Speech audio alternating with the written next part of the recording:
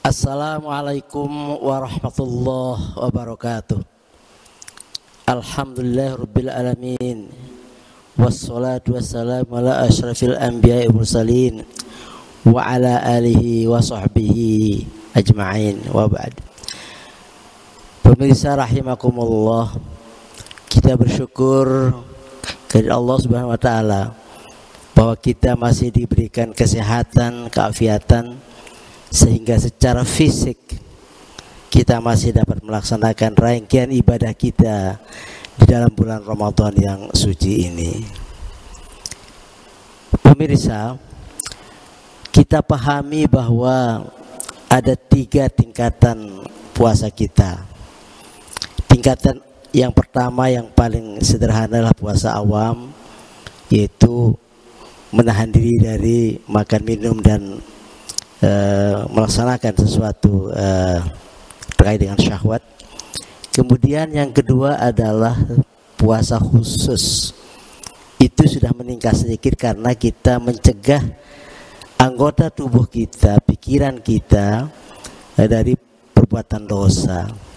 Dan yang paling tinggi adalah puasa dengan hati yang bersih, yaitu berpikir pun tidak. Ya, kalau tadi melaksanakan, sekarang berpikir pun tidak ada pikiran sedikit pun untuk melakukan hal-hal yang mengakibatkan dosa. Hadirin, terkait dengan itu, maka kita diharapkan untuk selalu meningkatkan tingkatan puasa kita. Salah satu caranya adalah kita benar-benar memperhatikan sabda Rasulullah SAW, "Man shoma Ramadana iman wa ihtisaban maghfira lahu taqabbal min dzambi." Dalam narasi lain disebut man qoma Ramadan, ada man shoma Ramadan, ada man qoma Ramadan. Jadi di sini puasa kita itu hendaknya benar-benar berdasarkan adalah hati yang bersih dan ihtisab, yaitu harapan agar semua dosa-dosa kita bisa diampuni oleh Allah Subhanahu wa taala.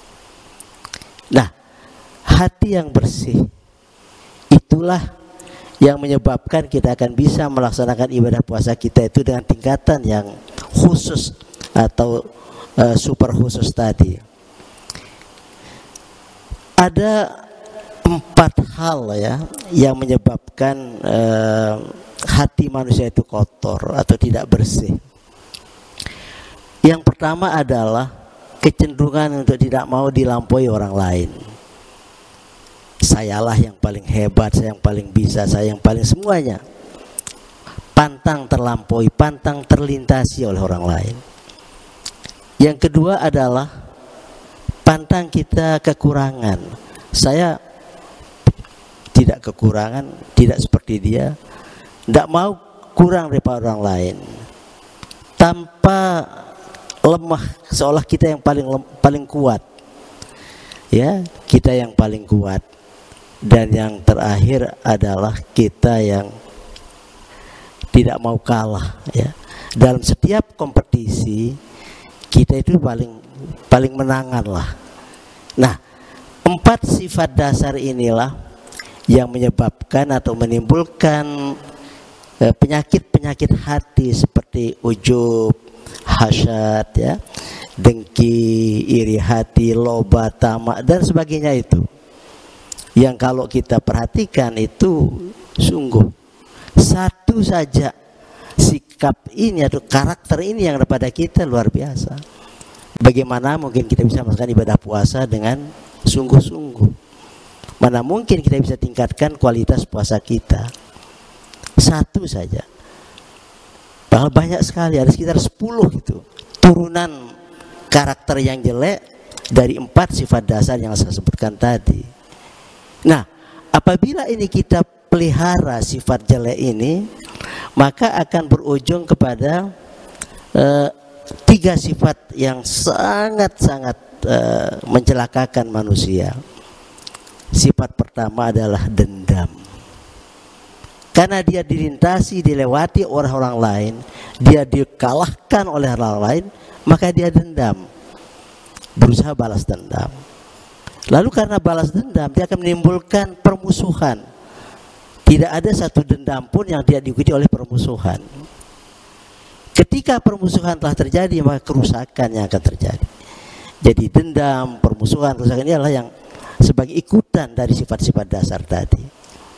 Nah, hadirin, puasa kita inilah ya. Jadi dengan puasa ini kita harus bersihkan semua itu. Ada kunci utama untuk membersihkan hati. Apa yang saya sebut dengan hedonistik, yaitu keinginan untuk memuaskan secara jasmani, secara fisik, secara materialistik. Nah, hedonisme inilah yang akan melahirkan ketidaksempurnaan kita di dalam melakukan ibadah puasa. Di sisi lain, saudara, bahwa puasa itu bisa menekan sifat hedonistik ini dan bisa mengobati penyakit-penyakit hati yang tadi itu ada 10-14 itu. Iri dengki itu bisa, karena Rasulullah menarasikan bahwa asyamu junnah. Jadi puasa kita itu adalah benteng, perlindungan, ya, penjaga, wiqayah, ya. Jadi itulah makna puasa.